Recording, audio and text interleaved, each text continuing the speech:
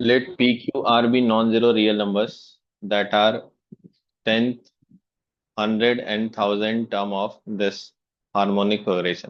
तो यहाँ पे क्या है आपके पास PQR जो है वो हार्मोनिक प्रोग्रेशन के tenth, hundred and thousand term है।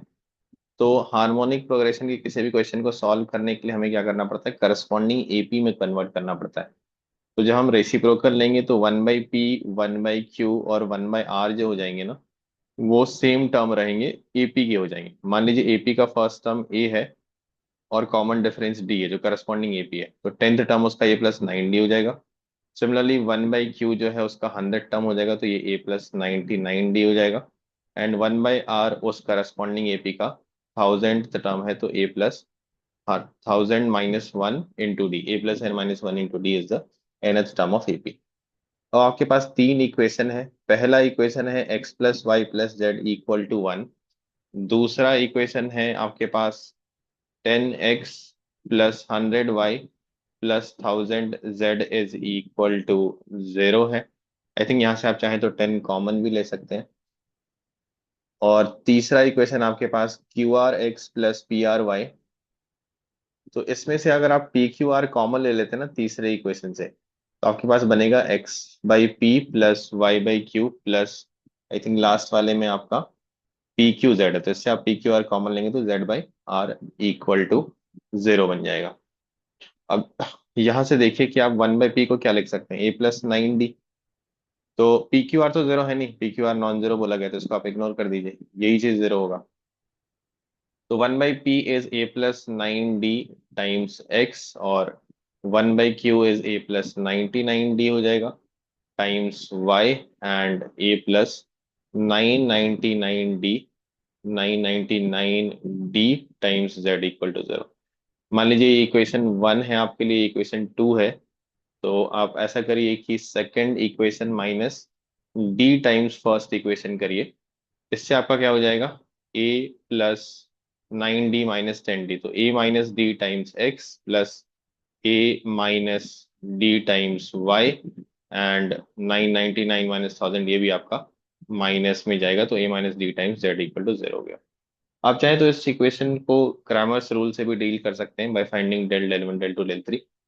फिलहाल मैं ऑब्जर्वेशन से जा रहा हूँ कि अगर मैं डी से मल्टीप्लाई करके इसको सब्ट्रैक्ट कर देता हूँ, तो A-D थ्रू आउट कॉमन आ जाएगा। तो इस ऑब्जर्वेशन से आपको बेनिफिट क्या मिलेगा कि आप दो केसेस बना सकते हैं। केस नंबर वन, कि अगर A-D जीरो हो जाए, A=D हो जाए, तो जैसे ही ये जीरो हो गया तो ये पूरा ही इक्वेशन हमेशा सेटिस्फाई होगा। Zero into anything is always zero. तो आपके पास दो ही इक्वेशन बन जाएंगे, equation this and equation this. और अननोन तीन है और इक्वेशन दो है, तो इसका मतलब always will have infinite solution, right. तो क्योंकि दो प्लेन जो है वो आपके रह गए, और तीसरा प्लेन जो है वो ऑलवेज ट्रू हो गया। तो दो प्लेन का पॉइंट ऑफ इंटरसेक्शन एक लाइन होगा and it will hold infinite number points. अब A=D होने से क्या हो जाएगा आपका, 1/p हो जाएगा। A+9D will turn out to be 10D। और आप A जहां जहां उसकी जगह पे D रख दीजिए। 1/q आपका हो गया 100D, और 1/r हो गया आपका 1000D। तो क्या कनेक्शन हो गया आपका PQR में, P is 10 times Q, and similarly Q is 10 times of R हो गया आपका। और P और R में बोले तो P is equal to 100 times of R हो गया। ठीक है। और इस केस में होगा कि आपका इन्फिनिट सॉल्यूशन होगा। तो आप ऑप्शंस को देखिए, कैसे कैसे ऑप्शन है। इक्वल टू वाले क्या है, Q/R=10। Q/R=10 होने वाला था, हाँ Q/R=10, तो इस केस में आपका इन्फिनिट सॉल्यूशन होगा। ये तो पॉसिबिलिटीज है ही, अब उसमें सॉल्यूशन क्या क्या होंगे वो देखना पड़ेगा। तो पहले का एक जो पॉसिबल आंसर है वो R तो हो ही सकता है। सिमिलरली P/Q=10, इस केस में भी आपका P/Q=10, यस P/Q=10 होने पे भी आपका इनफाइनाइट सॉल्यूशन की ओर तो जा ही सकता है। तो ये आपका फोर्थ वाला है। फोर्थ का एक पॉसिबिलिटी R और वन का पॉसिबिलिटी R हो सकता है, बट R होने से हम लोग P और Q के बारे में नहीं बोल पाएंगे क्यों, गलत है।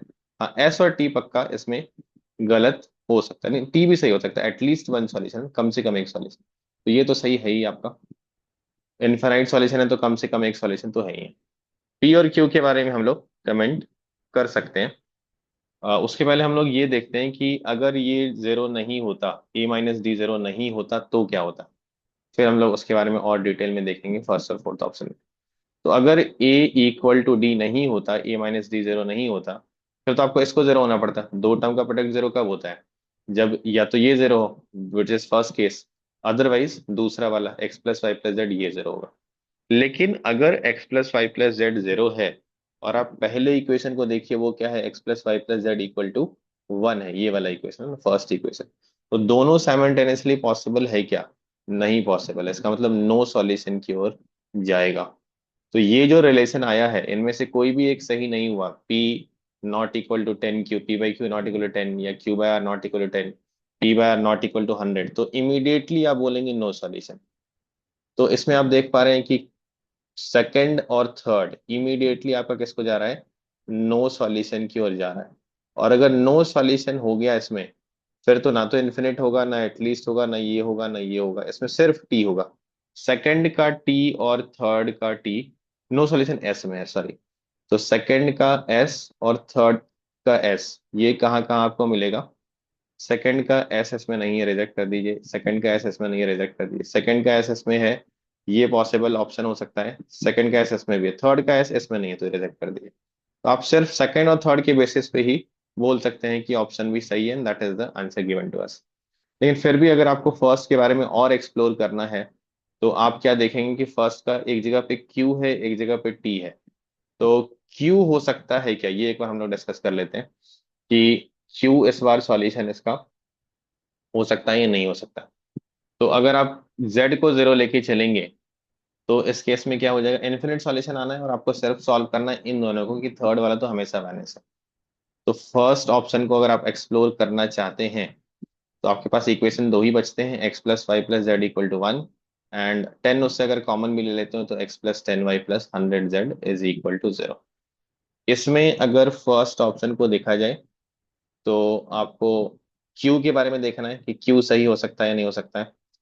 जेड जीरो रख लीजिए आप, तो एक्स की वैल्यू वाई की वैल्यू आप निकाल पाएंगे। जैसे ही जेड जीरो रखा, आपके पास दो इक्वेशन बने, x plus y equal to one and x plus ten y equal to zero, means x equal to minus ten y. आप यहाँ पे फिर से रखिए माइनस टेन वाई, तो वाई की वैल्यू हो गई माइनस वन बाई नाइन, और जेड की वैल्यू हो गई आपके पास ten by nine.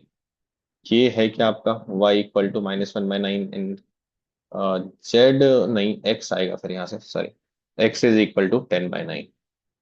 Ten by nine minus one by nine है क्या? हाँ, ये आपका है। अगर तो क्यू सही हो सकता है आपका इसके लिए, फर्स्ट वाले के लिए Q is also possible answer.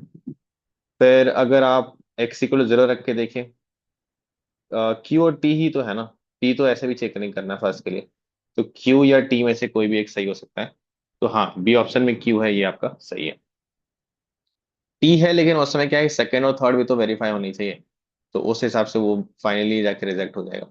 और लास्ट वाले के लिए देखें यहाँ पे, तो P by q equal to ten है, फिर से ये इन्फिनिट सॉल्यूशन की ओर जा रहा है। और इन दोनों में से कौन सा होगा? तो again it will satisfy Q. Fourth वाले में क्या है? आर टी टी आर, फिर से आर और टी तो है ही, है ना, आर और टी सारे ही सही है, इसमें कोई दिक्कत नहीं। तो on the basis of second and third, final answer is option B.